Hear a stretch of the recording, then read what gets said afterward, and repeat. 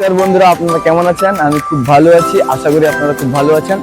তো আজকে আমি এসেছি, আমার ব্যাকগ্রাউন্ড দেখে বুঝতে পেরেছেন আমি কোথায় আছি। তো আমি বর্তমানে আছি গেট অফ ইন্ডিয়া, যেটা মুম্বাইয়ের মধ্যে সবথেকে অন্যতম একটা স্থাপত্য। তাই আমি আপনাদেরকে এই মুম্বাই গেটে ট্যুর করাবো এবং সঙ্গে এলিফ্যান্ট ক্যাবে ট্যুর করাবো। ঠিক আছে, তো সঙ্গে থাকুন আমার সঙ্গে, ক্রেজ ব্লকের সঙ্গে।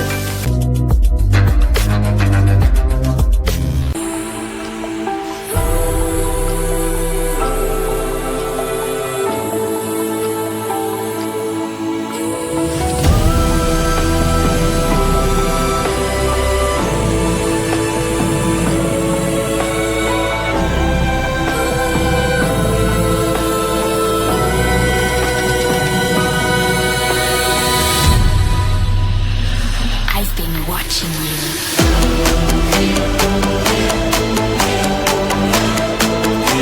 Just come to me.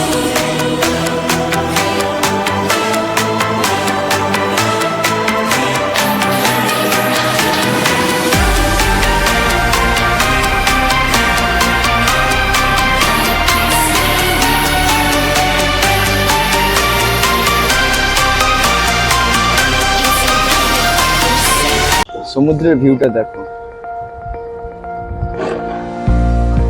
ঠিক আছে, এখানে বিভিন্ন লঞ্চ, ছোট ছোট বোট সবই আছে।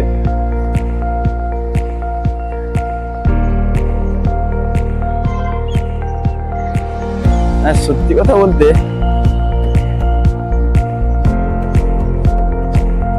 জাস্ট ভিউটা দেখো।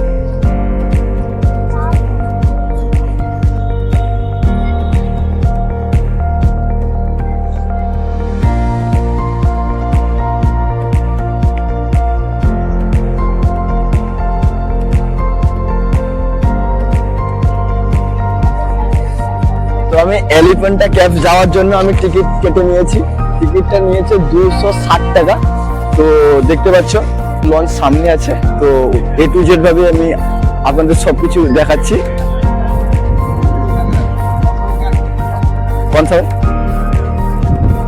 তো এখন আমি বোর্ডে উঠবো। তো জানি না কেমন এক্সপিরিয়েন্স হবে, বাট সঙ্গে থাকো।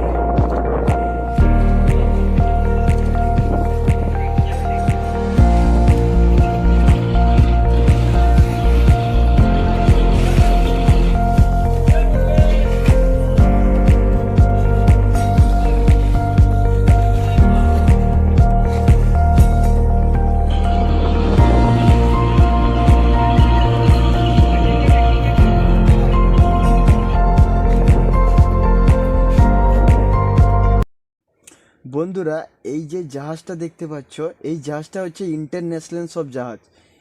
এই জাহাজগুলো এইখানে সব দাঁড়িয়ে যায় এবং এইখান থেকে সব ছোট ছোট জাহাজ করে ওয়েল কিংবা অন্যান্য যেসব জিনিসপত্রগুলো, এগুলো ছোট জাহাজ করে সিটিতে পৌঁছে দেয়।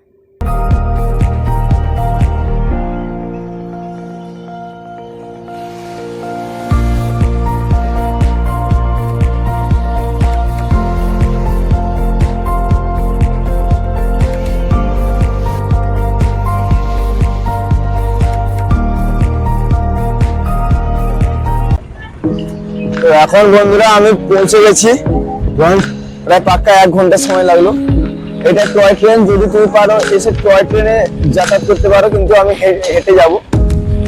তো হেঁটে যাই।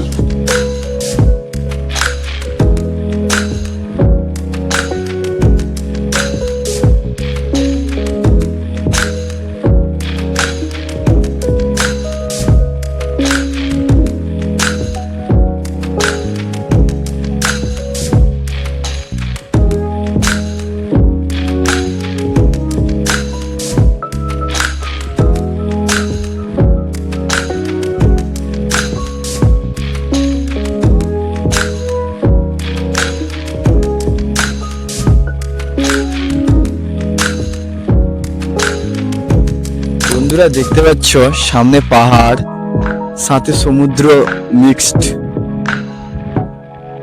সামনে ওই যে দেখা যাচ্ছে এটা হচ্ছে হাইওয়ে। এই হাইওয়েটা পুরো যাচ্ছে, হাইওয়েটা পুরো মুম্বাইতে যাচ্ছে।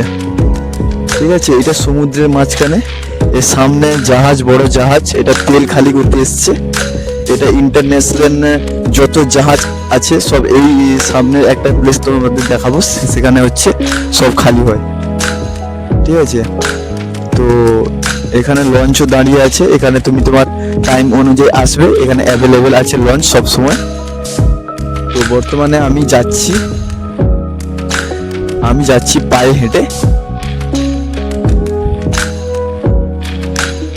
বন্ধুরা আমাদের উঠতে হবে সিঁড়িতে। তো কেউ যদি উঠতে না পারে তাহলে এরকম ফেরি সব করা আছে। তো ফেরি করে এরকম সব যাবে। তো ফেরি করে যেতে পারে পাবলিক, কোনো অসুবিধা নেই। ঠিক আছে, তো দোকান নিয়ে আছে লোকাল পাবলিকরা।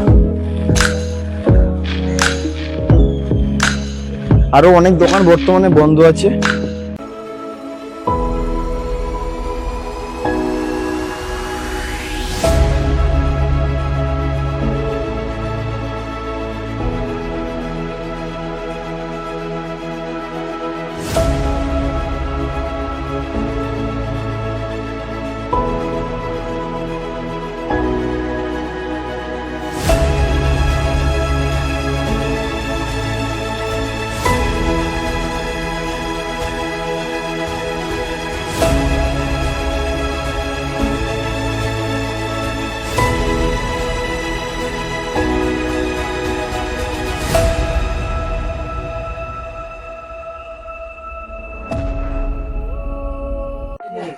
তো ফাইনালি আমরা এলিফ্যান্ট ক্যাভসে পৌঁছে গেছি। তো দেখা যাক, এরপরে আমাকে এন্ট্রি করতে হবে। তো এর 3টা গেট আছে। এটা হচ্ছে প্রথম গেট। ঠিক আছে, এটা বর্তমানে পাহাড় কেটেই সেই তৈরি করা হয়েছে, পাহাড় কেটেই। তো দেখতে পাচ্ছ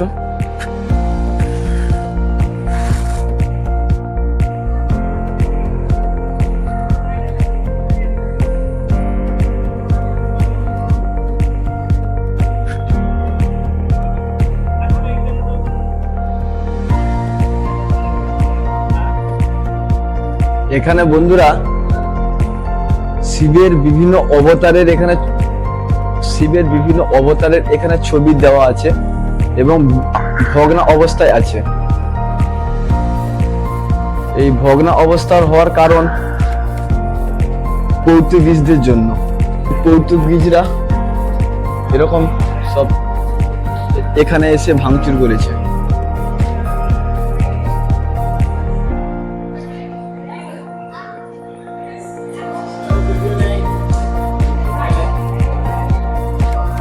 এটা শুধু একটা পাহাড়ের মধ্যে, পাহাড় কেটে শিবের বিভিন্ন মূর্তি এখানে আছে।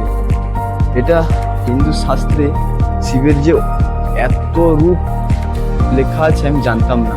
এখানে প্রত্যেকটা মূর্তির সময় এখানে দেওয়া আছে।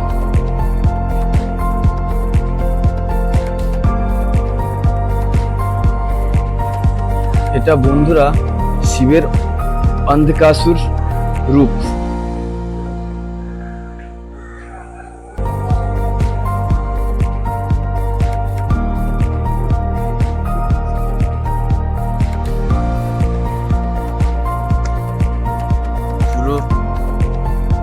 ভিউটা দেখাচ্ছি।